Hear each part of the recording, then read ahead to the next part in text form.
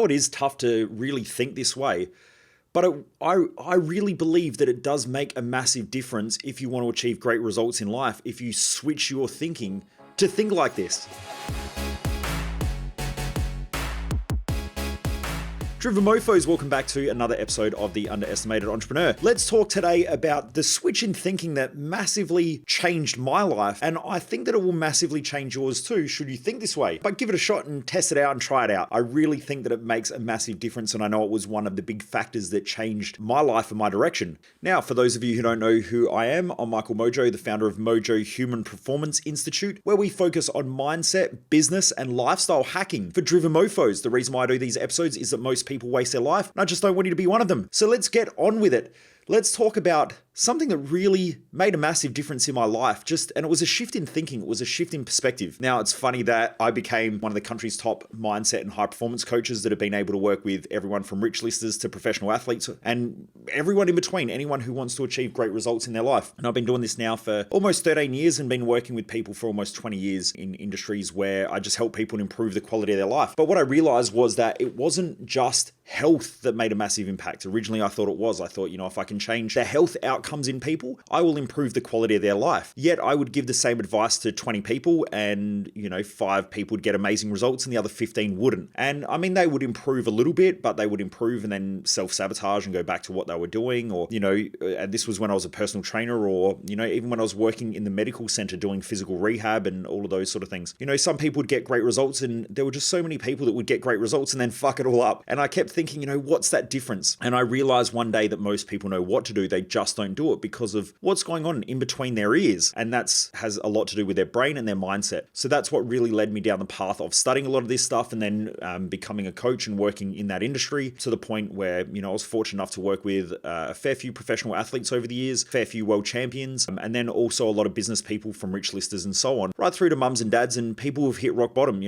Last year we had someone who got out of jail and a couple of weeks after they got out of jail, they were in our Thrive Time event because they just wanted to do better and they'd followed me for a fair while, but they didn't do anything about it and they kept doing the same thing that they'd always done and ended up in jail. And when they got out, they thought this is the time to change. Now we've had that happen quite a lot, with people who hit rock bottom and they've had some mental health issues and so on and they decide to come along and it changes. But, we also get a lot of business people and all those types of people as well who really want to know how to excel and get the best out of themselves because they're self-aware enough to realize that their mindset fucks up everything and it also creates everything. So, I think that self-awareness is important. But this was the factor that changed for me. Now, when I was younger, I grew up and spent a lot of time with my dad. Now, my parents are still together, fortunately. They're great parents. I guess they were quite young when they had me. Dad was 19, mum was 17. Dad was just about to turn 20, and I think mum was just about to turn 18. So they were quite young when they had me. And so growing up, I think they just did the best that they could with what they had, and that's why I respect and appreciate them. But there were a lot of things that I just saw that over the years, I could see patterns of behavior that were stopping them from being at their best and doing their best. And so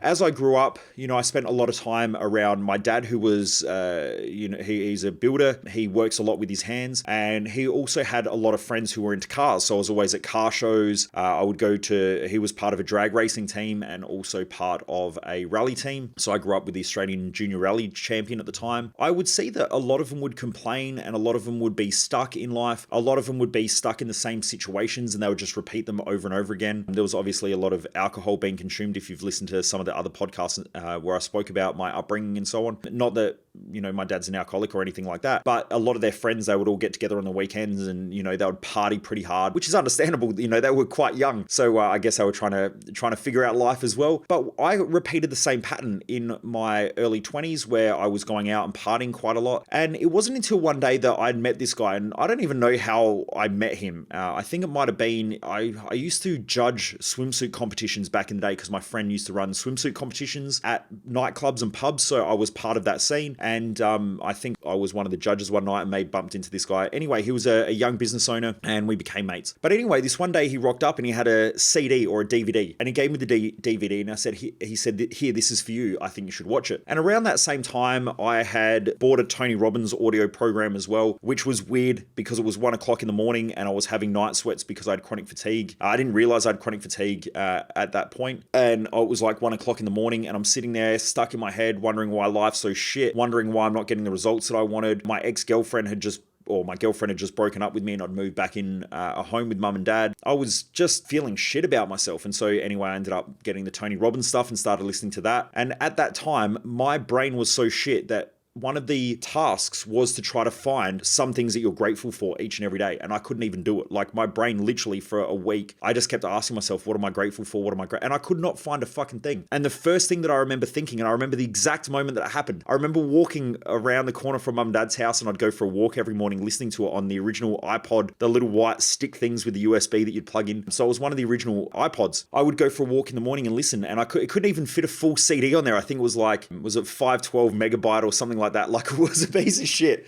And I had to keep, like every week I'd change the CDs or re-record over the top of it so that I could get all I could listen to one CD or half a CD a week or something on there. Anyway, I go for a walk around the block and I'm thinking about, what I'm grateful for. And I remember this one day stopping and going, I've got legs. There are other people who can't use their legs. I guess I'm grateful for that. And that's where I started. That was like my first experience of actually being self-aware enough to have gratitude. That's how bad my headspace was at the time. And anyway, so around this same time, this guy gives me a DVD and I put it in and I start watching it. And it's The Secret. Now, some of you have watched The Secret. Some of you haven't. It's okay. I think at the time I didn't know any different. So I didn't know what was good or bad or whatever. These days I would recommend that there is a lot better stuff out there, but it was a start. And every week I would watch The Secret, and I probably did it for like a year straight. And one of the key things that I took away from that was really that we are like a magnet. And by the way, if you are going to watch The Secret or you have watched The Secret, please don't misinterpret it. There are a lot of mistruths in that DVD or whatever it is, that movie, because Dr. John Demartini, who is in it, is a close friend of mine and a colleague. And he said that he spoke quite heavily about the law of attraction and the law of repulsion, which is a principle of physics. So it's scientifically provable. Yet what they did was they cut and edited a lot of his stuff to just talk about all the positive things that people attract into their life. And so they made it more of a fluffy duffy,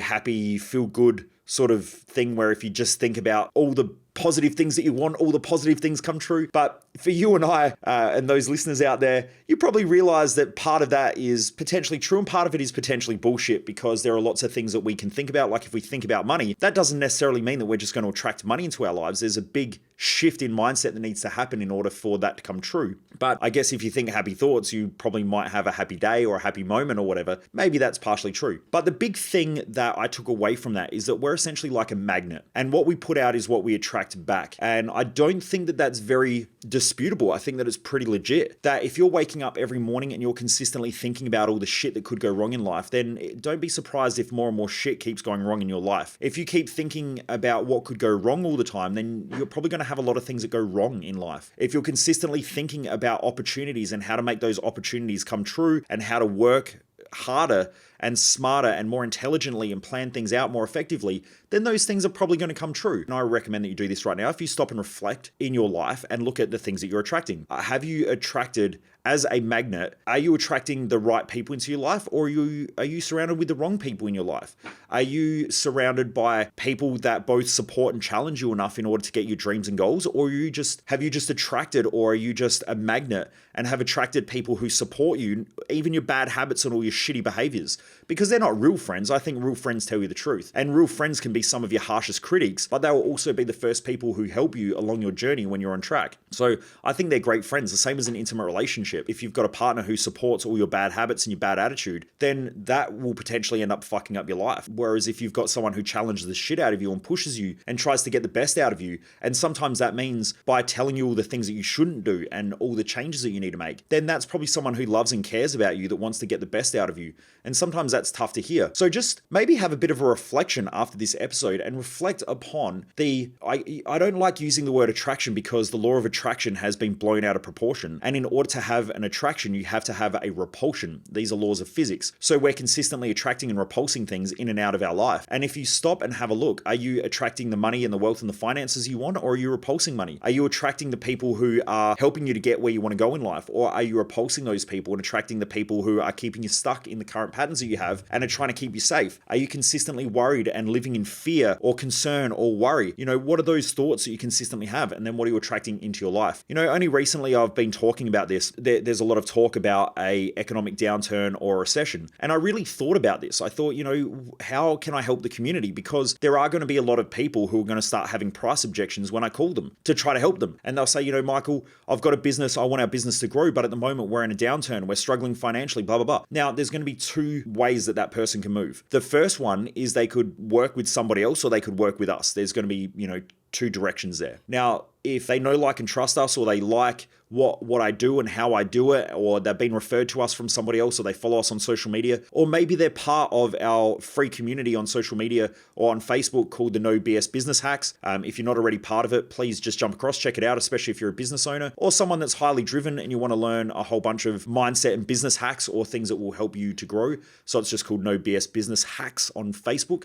It's a free group that you can join where we do tips, tools, I share strategies, a whole bunch of different things that will help you to grow in life. Anyway, so there is going to be a direction change that a lot of people have to have. Now, if they're not going to work with us, then I hope that they're working with somebody else. But if they don't want to work with somebody else, I hope they work with us. But the other alternative is the alternative that most people will make. And this is probably going to be about 99% of people. And that is that I'll figure everything out myself. And what will happen there is that they're going to be fucked because they're going to essentially think about the recession. They're going to worry about the recession. They're going to worry about the housing market shifting or changing. I don't like using the word collapse, but what will happen is it will correct. The market has been overinflated for a long time. Same as the share market has been overinflated for a long time. The crypto market has gone through a bit of I guess you could say a deflation or a correction. And so that's been happening recently as well, even though it's been going up and down and whatever, but it did have a fairly substantial correction. That will happen in the property market and it will happen in the share market. I just don't know when. I don't think anyone does. There are all these experts out there that have magic fucking balls that can look into the future and tell you what's going to happen. I think they're just as legitimate as the weirdos, 200 or 300 years ago that used to use magic balls and tell you your future. My point is that every person will have to be faced with a different decision. And that different decision is, do I want to be one of the people who thrive and prosper in a downturning market? And am I going to be the one who takes market share when all of our competitors go out of business or when they're struggling? Or am I going to be one of the ones who just fit into the majority of the pool that is just going to bitch and complain and moan and struggle? And that's what's going to happen. And that happens every economic downturn. The smart business owners will be those that will grow and excel in an economic downturn, not contract. But depending on how they focus on things, depending on how they think through things, and depending on the people around them will depend on how they grow. And so, most people will collapse their business in an economic downturn. Most of them will go broke, or they'll just downsize back to, if they've got 10 staff now, they might downsize back to 3 staff. And that is very, very common. It happened in 2008. It happens, in most markets where they correct. So this is just something to think about, but it really comes down to how self-aware is that person in their thought processes. Are they thinking consistently about what they're thinking about? Now, in scientific terms, that's called metacognition, where a person is thinking about what they're thinking about and thinking about what they're feeling, and then seeing what is happening with their attraction and repulsion forces. But if you think of yourself as a big magnet, one side of the magnet attracts and the other side repulses that same thing. So we're consistently attracting and repulsing. And it's very, very evident, and it's scientifically proven that cells have electromagnetism. There's electromagnetic charges there's electromagnetic charges. A lot of our body works off of that. So part of the reason why we have minerals in our body is based on those charges and the way that the minerals work and so on. There's gating mechanisms within the whole body and in the brain as well that work on electrical potentials. Our whole nervous system works on electric potential or these potential electric potential charges and so on. So I really believe that the human body and the human mind is a massive magnet. There is a repulsion and an attraction force that happens. Now, maybe that could be broken down as well into confirmation bias and disconfirmation bias, which I won't get into. So maybe that's part of the case as well. But my point is that if you're not getting the results that you want in life, maybe it's time to just stop and reflect on every area of life, because you might be doing great in business, but are you doing great in your relationship? Are you doing great in your friendships? Are you doing great in your health? Are you doing great in your mental health? What's your mindset like? What's your emotional state like? Now, for some people, they might have great friendships and a great relationship, but are they doing well financially? So it's time to stop and reflect on all the areas of your life and see what you're attracting and what you're repulsing. It's just an easy way of thinking about all the areas of your life. Just if you remember that magnet, you're either attracting or you're repulsing things. And if you don't have the results that you want, maybe the question is, what do I need to become, or who do I need to be, and what do I need to learn in order to attract the things that I want in that area? And then go after it. Anyway, Driven Mofos, I hope that helps. Stay hungry. Also, this week, my goal is to get more people on this podcast. So if you haven't already done so, I put up a challenge, and that challenge is it possible for you to tell one person in the next week about this podcast and either share the link or just let them know, show them the podcast and just say, go and check out this podcast. I'm looking to grow these numbers and push it up the charts. And if you're loving these episodes, I would really, really, really massively thank you if you could just tell one person over the next 7 days or in the next week about this podcast. So that's my challenge for you anyway.